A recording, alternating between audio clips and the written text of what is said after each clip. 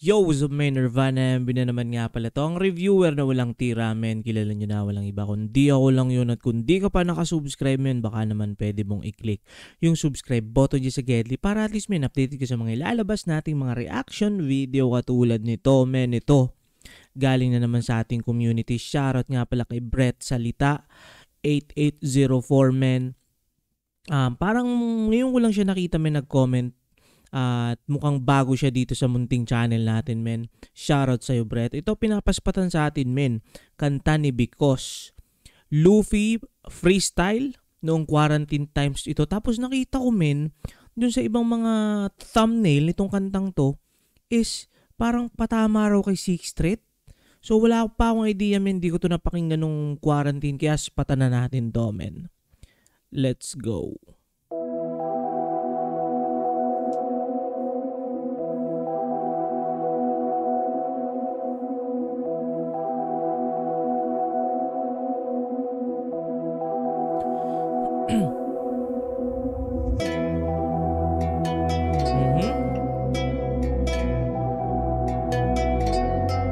Let's go.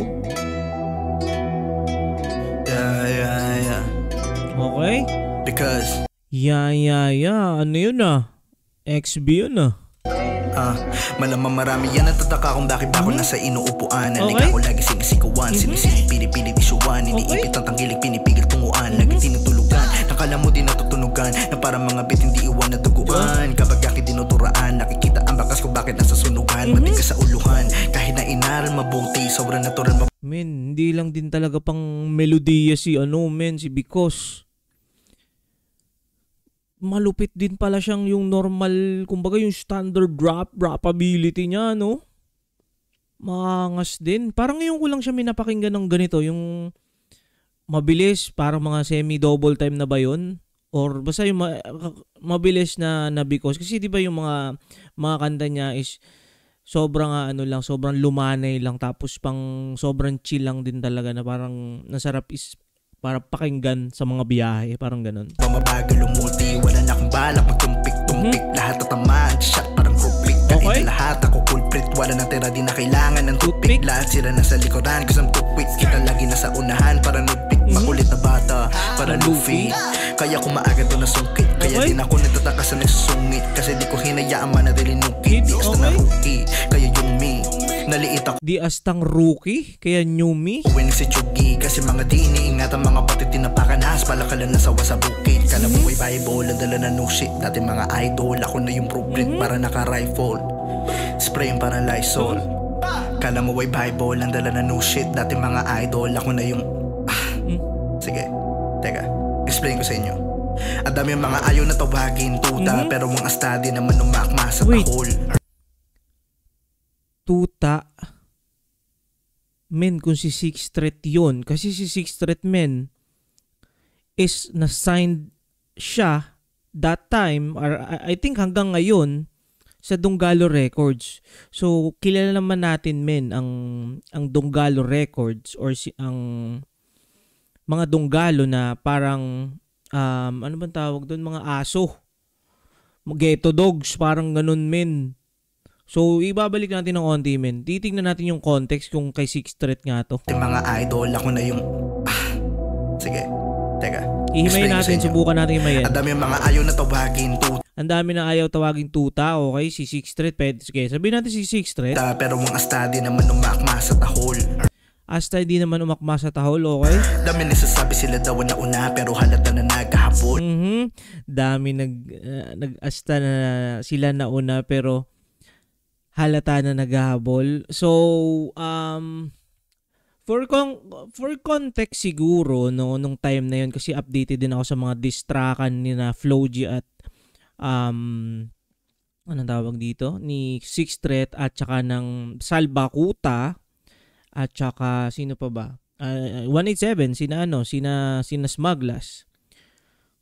So, nung time na yun naman, parang ang usual na kalaban is Salbakuta. So, let's say yun, lang natin siya sa Salbakuta. Kasi meron din men si Tiwakal men, sobrang ganda nung isang kanta nun men. Yung may hila pabalik. Basta men, sobrang angas din ni Chrissy G or si Tiwakal men. Sige, tuloy natin.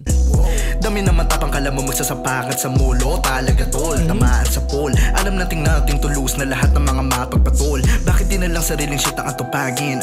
Ating unawain, ano nga naman ang gagawin ng mga talangka kung wala silang iba na makitang hihilahin? Iba basta meron kontrobersya na topic, palait sa babae o kaya sa adik. Pero sa realidad sila di mga manyak, pati mga talamak umamit. Basta mapag-usapan no. Pero kapag pinunaan sa pakan bro, pasasya na sa ego na tapakan ko. Dahil still yung kasi pinalandakan ko siya, baka sino patamaan ko. Nagiinit ang mga bangko o total na papanahon. Galingan nyo na lang nahuga sa mga palad nyo. Feeling ko men, hindi siya para sa akin lang ngayon ko lang kasi napakinggan to. Considering na ito ay way back 2020 pa, nung mga kasagsagan ng pandemya. Tapos para sa akin generic na kasi yung yung pag sinabing tahol na tahol mga aso. Pero yung kasing pinakang ng mga aso or tahol na tahol, sobrang connected talaga siya kasi sa Donggalo. Specifically, yung grupo ng Donggalo na Salbakuta. Kasi marami ring affiliated na ang Donggalo Records eh. Meron dyan yung PF Pro, yun nga sa sina Crazy G. Meron din sa Damukal. Siguro marami pang iba. Yun lang naman kasi yung alam ko rin eh. Pero yun men, yun, solid yun. Para kay Because na marinig na ganun. Hindi ko talaga alam yung idea na meron palang ganito si Because. Pero parang tingin ko, for me lang, take ko lang dito is, parang generalize.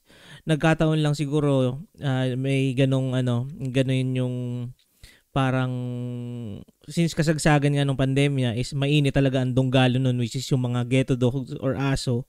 Hindi naman sila, yung Salbakuta naman, hindi naman siya technically ng mga ng ghetto dogs membro. Pero yun nga, parang pag sinabi kasing mga aso, pertaining na talaga siya sa Donggalo kasi 'di ba si Pooch at yung ibang mga member ng Ghetto Dogs. Pero yun men, napaka solid ditong kanta from Because at shoutout kay Brett. At yun men, kung nakaabot ka sa puntong ito na hindi pa nakasubscribe, baka naman pwede mong i-click yung subscribe button dyan sa Gedli para at least men, updated ka sa mga ilalabas natin mga reaction video katulad nito men. Ingat palagi, good vibes, subscribes, peace.